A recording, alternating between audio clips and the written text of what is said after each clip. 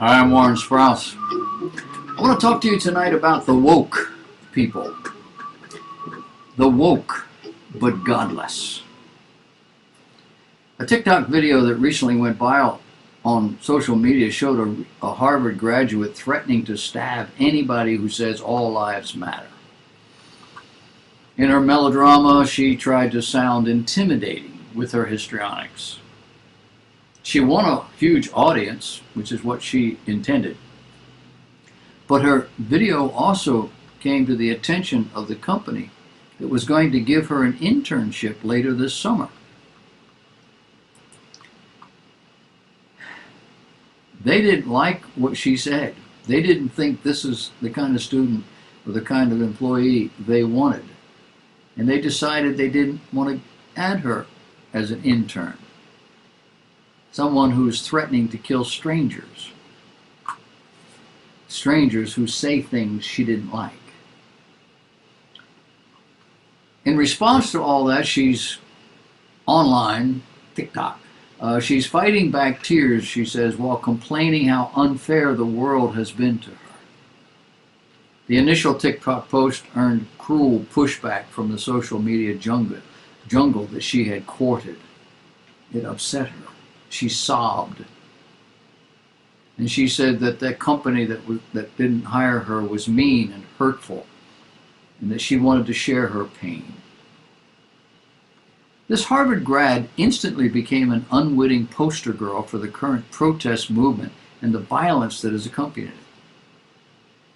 What turns off millions of Americans about the statue toppling, the looting, the threats, the screaming in the faces of police is the schizophrenic behavior of so many of these would-be revolutionaries. On the one hand, those toppling statues or canceling their careers on the internet pose as vicious Maoists, the hardcore shock troops of the revolution. Their brand is vile profanity, taunting of police, firebombs, spray paint. In homage to Italy's black shirts of the past, they wear black hoodies, don makeshift helmets, strap on ad hoc protective padding, part lacrosse attire, part cinematic road warrior costuming. The televised stereotype of the Antifa activist is a physically unimpressive but violently talking revolutionary. He seems to strut in laid-back blue city Minneapolis, but wisely avoids the suburbs and small towns of the nation's red states. He or she spits at police when standing beside fellow agitators, but would never do that when alone confronting an auto worker or a welder.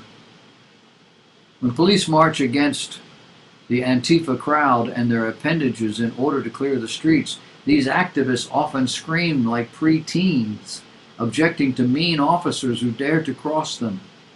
When arrested, the trash talkers are usually terrified of being jailed or of having an arrest on their record. So what's going on? Black Lives Matter, Antifa, their large numbers of imitators and loosely organized wannabes are mostly made up of middle-class young people, often either students or graduates. They deem themselves the brains of the rioting, the most woke of the demonstrators, the most sophisticated of the iconoclasts. In truth, they are also the most paranoid about being charged or about being hurt. What explains the passive-aggressive nature of these protesters and rioters? Well, many no doubt are indebted with large unpaid student loans. Few seem in a hurry to get up at 6 a.m. every day and go to work to service loans that would take years to pay in full. While some of those arrested are professionals, many are not. Few seem to be earning the sort of incomes that would allow them to marry, have children, pay student loan debts, buy a home, purchase a car. Historically, the tips of the spears of cultural revolutions are accustomed to comfort. But they grow angry when they realize that they will never become securely comfortable. In today's high-priced American cities, especially on the globalized coasts, it's increasingly difficult to, for recent college graduates to find a job that will allow them the upward mobility they thought they could get. The protesters are especially cognizant that their 20s are nothing like what they believe to have been the salad days of their parents and grandparents, who did not incur much debt, bought affordable homes, had families, and were able to save money. Earlier generations went to college mainly to become educated and develop marketable skills.